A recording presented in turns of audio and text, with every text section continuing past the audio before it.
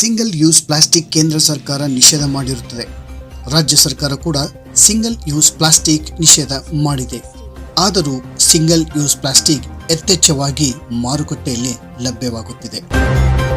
ಪರಿಸರಕ್ಕೆ ದಿನನಿತ್ಯ 100 ಟನ್ ಬಳಕೆ ಆಗುತ್ತಿರುವ ಸಿಂಗಲ್ ಯೂಸ್ ಪ್ಲಾಸ್ಟಿಕ್ ಅನಾನುಕೂಲ ವಾತಾವರಣ ಮಾಡುತ್ತದೆ ಮತ್ತು ಗಾಳಿ ನೀರು ಕೂಡ ವಿಷಕರಾಗಿ ಹೊರ ಬರುತ್ತಿದೆ. ಈ ಪ್ಲಾಸ್ಟಿಕ್ ತ್ಯಾಜ್ಯ ಸುಡುವುದರಿಂದ ಎಷ್ಟೋ ಜನರಿಗೆ ಕ್ಯಾನ್ಸರ್, ಅಸ್ತಮಾ ಇನ್ನೂ 100 ಕಾಯಿಲೆಗಳು ಬರುತ್ತಿದ್ದಾವೆ. ಈ ತ್ಯಾಜ್ಯವನ್ನು ಎಲ್ಲಿ ಸುಡುತ್ತಾರೋ ಆ ತ್ಯಾಜ್ಯದ ಹೊಗೆಯಿಂದ ಅಕ್ಕಪಕ್ಕದಲ್ಲಿರುವಂಥ ಚಿಕ್ಕ ಮಕ್ಕಳು ಬೇಗನೆ ಋತುಮತೆ ಕೂಡ ಆಗುತ್ತಿದ್ದಾರೆ. ಇದರಿಂದ ಇನ್ನೂ ಅನೇಕ ರೋಗಗಳು ಬರುತ್ತವೆ.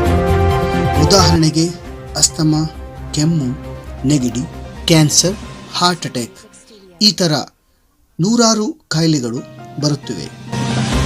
ಇದನ್ನು ನಿರ್ವಹಣೆ ಮಾಡಲು ಪಾಲಿಕೆ ಕೂಡ ವಿಫಲವಾಗಿದೆ. ತಾಂಬಾಚಾರಕ್ಕೆ ಮಹಾನಗರ ಪಾಲಿಕೆಯು ಒಂದೆರಡು ಕಡೆ ಬಂದ್ ಮಾಡಿರುತ್ತದೆ.